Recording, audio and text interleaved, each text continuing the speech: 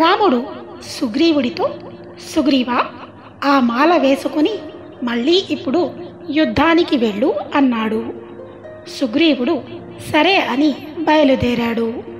ఆయన వెనకాల రాముడు, లక్ష్మణుడు, హనుమంతుడు మొదలైన వారందరూ బయలుదేరారు. అలా వారు వెళుతూ లోయలని, నదులని, పర్వతాలని, చెట్లని చూసుకుంటూ వెళుతున్నారు.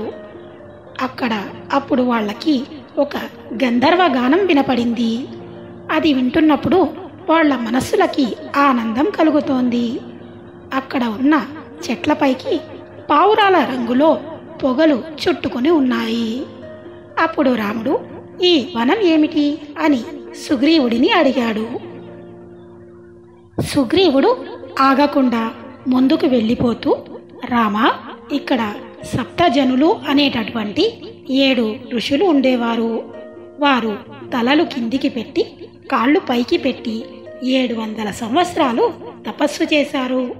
అలా 700 సంవత్సరాలు తపస్సు చేస్తూ ప్రతి 7 రాత్రులకి ఒకసారి గాలిని మాత్రం తినేవారు. వాళ్ళ తపస్సుకి ఇంద్రుడు ఆశ్చర్యపోయి సశరీరంగా స్వర్గలోకానికి తీసుకువెళ్ళాడు. వాళ్ళ తపోశక్తి ఇప్పటికీ ఈ వనంలో ఉంది. అందువలన ఏ క్రూర మృగం ఈ వనంలోకి వెళ్ళదు, వెళితే తిరిగి రాలేదు. నువ్వు లక్ష్మణుడితో కలిసి నమస్కారం చెయ్యి అన్నాడు. అప్పుడు లక్ష్మణుడితో కలిసి రాముడు ఆ సప్తజనుల ఆశ్రమం వైపుకి తిరిగి నమస్కారం చేశాడు. అలా వారు నమస్కారం చేయగానే వాళ్ళ మనస్సులో గొప్ప ఉత్సాహం పుట్టింది. వాళ్ళందరూ కిష్కింధ చేరుకున్నాక సుగ్రీవుడు గట్టిగా తొడలు కొట్టి కేకలు వేసి వాలిని పిలిచాడు. అప్పుడు వాలి గబగబా బయటికి వస్తుండగా ఆయన భార్య అయిన తార ఆపి, ఎందుకయ్యా అలా తొందరపడి వెళ్ళిపోతున్నావు? ఇప్పుడే 1 గంట క్రితం వచ్చాడు కదా సుగ్రీవుడు. నవరంధ్రముల నుండి నెత్తురు కారేటట్టు నువ్వు కొడితే దిక్కులు పట్టి పారిపోయాడు కదా. నువ్వు ఇంట్లోకి వచ్చి ఎంతోసేపు కాలేదు. సుగ్రీవుడు వచ్చి నిన్ను మళ్ళీ యుద్ధానికి రమ్మంటున్నాడు. నీకు అనుమానం రావడం లేదా? సుగ్రీవుడు మళ్ళీ వచ్చి వాలి యుద్ధానికి రా అంటున్నాడంటే నాకు శంకగా ఉందయ్యా. సుగ్రీవుడు నిన్ను ఇప్పుడు పిలవడంలో తేడా నీకు కనబడడం లేదా? చాలా ధైర్యంగా పిలుస్తున్నాడు నిన్ను. ఇప్పుడే దెబ్బలు తిని వెళ్ళిన వాడిలో ఉండే బలహీనతలు కనపడడం లేదు. ఆ స్వరంలో ఒక పూనిక, ఒక గర్వం కనపడుతోంది. సుగ్రీవుడికి వెనకాల ఎవరిదో సహాయం ఉంది. నువ్వు సుగ్రీవుడితో యుద్ధం చేసేటప్పుడు నీకు వేరొకరితో ప్రమాదం పొంచి ఉంది. సుగ్రీవుడికి స్నేహం చేయటంలో మంచి తెలివితేటలు ఉన్నాయి. నేను గూఢచారుల ద్వారా, అంగదుడి ద్వారా తెలుసుకున్న విషయం ఏమిటంటే, ఇక్ష్వాకు వంశంలో జన్మించిన అపారమైన శౌర్యమూర్తులైన దశరథ మహారాజు కుమారులైన రామ లక్ష్మణులతో ఇవాళ సుగ్రీవుడు స్నేహం చేశాడు. నువ్వు నీ బలాన్ని నమ్ముకున్నావు, కానీ సుగ్రీవుడు బుద్ధి బలాన్ని గూర్చి ఆలోచించడం లేదు.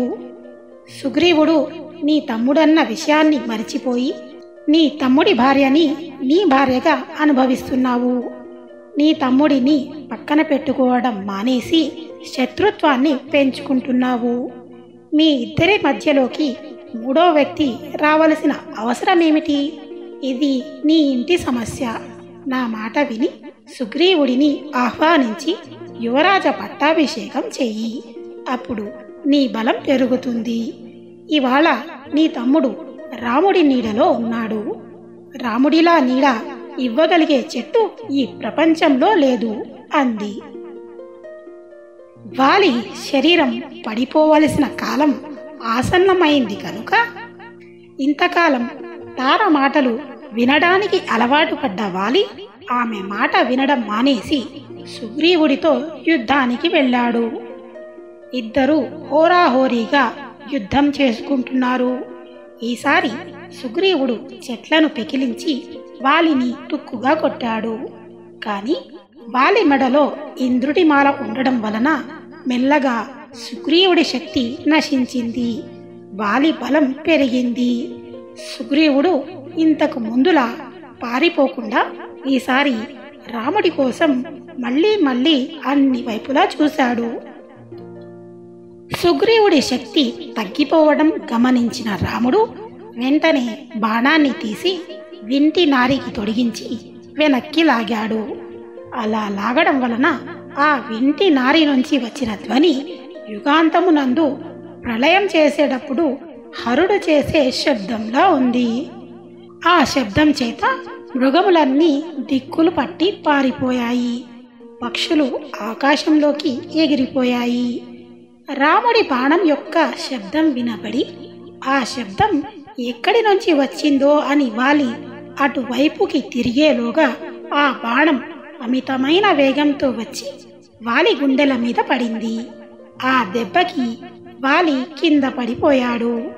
అప్పుడు రాముడు, లక్ష్మణుడు, సుగ్రీవుడు, మంత్రులు అక్కడికి వచ్చారు. పక్కనే చేతులు కట్టుకుని సుగ్రీవుడు నిలబడ్డాడు. అప్పుడు వాలి రాముడితో, రామా, నువ్వు చాలా గొప్పవాడివి, ధర్మం తెలిసిన వాడివి, పరాక్రమము ఉన్నవాడివి అంటారు. నీతో కాకుండా ఇంకొకరితో నేను అటువైపు తిరిగి యుద్ధం చేస్తుంటే ఇంత ధర్మాత్ముడివై నువ్వు చెట్టు చాటు నుంచి నా మీద బాణం వేయడానికి సిగ్గుగా లేదా? నువ్వు నాకు ఎదురుగా వచ్చి నిలబడి యుద్ధం చేసినట్టయితే ఆ యుద్ధంలో నేను నిన్ను యమలోకానికి పంపించి ఉండేవాడిని. నువ్వు నన్ను చంపడానికి కారణం ఏమిటి? నువ్వు చేసినది దోషం కాదా? నాకు జవాబు చెప్పు. ఏమయ్యా, నీ భార్య కోసం అడవిలో వెతుక్కుంటున్నావంట కదా? నీ భార్యని ఎత్తుకుపోయిన రావణాసురుడు నా కింకరుడు. నువ్వు నాతో చెప్పి ఉంటే పశువుని ఈడ్చుకుని వచ్చినట్టు రావణుడి మెడలో పాశం వేసి నీ కాళ్ళ ముందు పడేసేవాడిని.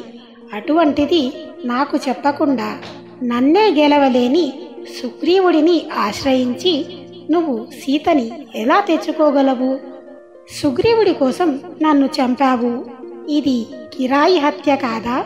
నువ్వు ఈ పని చేయొచ్చా అని రాముడిని ప్రశ్నించి ఇక మాట్లాడడానికి ఓపిక లేక అలా ఉండిపోయాడు.